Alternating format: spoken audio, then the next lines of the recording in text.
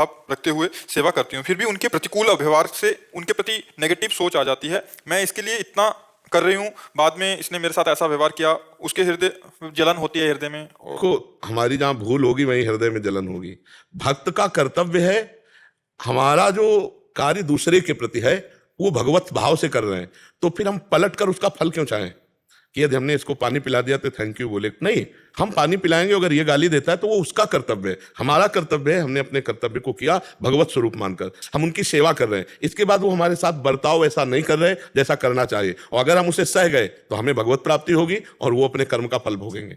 हमें चाहिए कि उनके प्रति द्रोह भावना ना करके भगवत भावना अपनी पुष्ट करें, क्योंकि हमें अपना कल्याण करना है।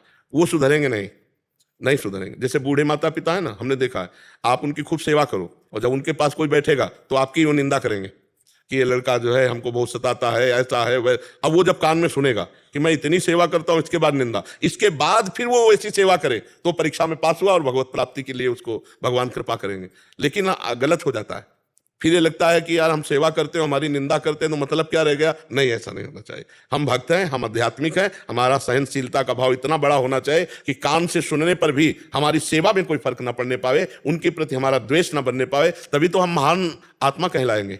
महान आत्मा कोई कपड़े से थोड़ी होता है, महान आत्मा आचरण से होता है। तो आप अपने आचरणों में इतनी दृढ़ता लावें कि आपका कर्तव्य सही हो रहा है और उनका व्यवहार आपके प्रति गलत हो रहा है, फिर भी आप सह करके अपने पारिवारिक जनों को, पूज्य जनों को वैसे सेवा करें, तब आप भगवान की कृपा पात्र बनेंगे। रावण को समझाया विभीषण जी ने, और उसे समझाने पर भी विभीषण जी को लात मारी रावण ने सभा में, फिर भी हाथ जोड़कर यही कहा, तुम पितु सरिस भले मोहि मारा, राम भजे हित नाथ तुम्हारा। हे पिता के समान हो, तुमने लात मार दिया कोई बात नहीं है, लेकिन राम जी का भजन करने पर ही आपका कल्याण होगा। विभीषण, तब विभीषण जी के लिए भगवान शंकर बोल पड़े, उमा संत कई यही बड़ाई, मंद करत जो करे भलाई। देखो उमा, विभीषण संत है, रावण मंद कर रहा है, ये उसकी भलाई कर रहा है। तो देखो, अपने लोग अध्यात्म को श्रवण कर रहे हैं तो अपने में इतनी क्षमता बढ़ानी नाम जप के द्वारा कि हम मंगल करें, और वो अगर हमको गाली दे रहा है, अपमानित कर रहा है, तो भी हम सह करके उसका मंगल ही चाहें, अमंगल न चाहें। अपने माता पिता, सास ससुर, पति पत्नी, जो भी ये व्यवहार गृहस्थी में है, इनमें अलग अलग स्वभाव के जन है। हमको आध्यात्मिक शक्ति बढ़ानी पड़ेगी, सहनशील बनना पड़ेगा,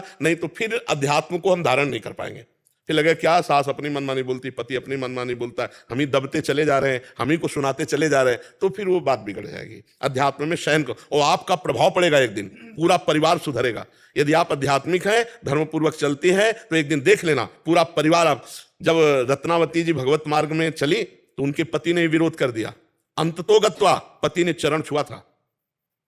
इसमें भक्तमाल चरित्र में देख लेना, चरण छुआ था कि मैं समझ नहीं पाया आपको, आप हमारी पत्नी थी पर मैं आपको समझ नहीं पाया। तो एक दिन परिवार के लोग समझेंगे, क्योंकि आप सत्य मार्ग में चल रहे हैं, एक दिन वो आपको नमस्कार करेंगे। इसलिए उनके अभिवर्तमान के व्यवहार से हम अपने अध्यात्म को टूटने ना दें, हम अपने कर्तव्य से फिसले ना।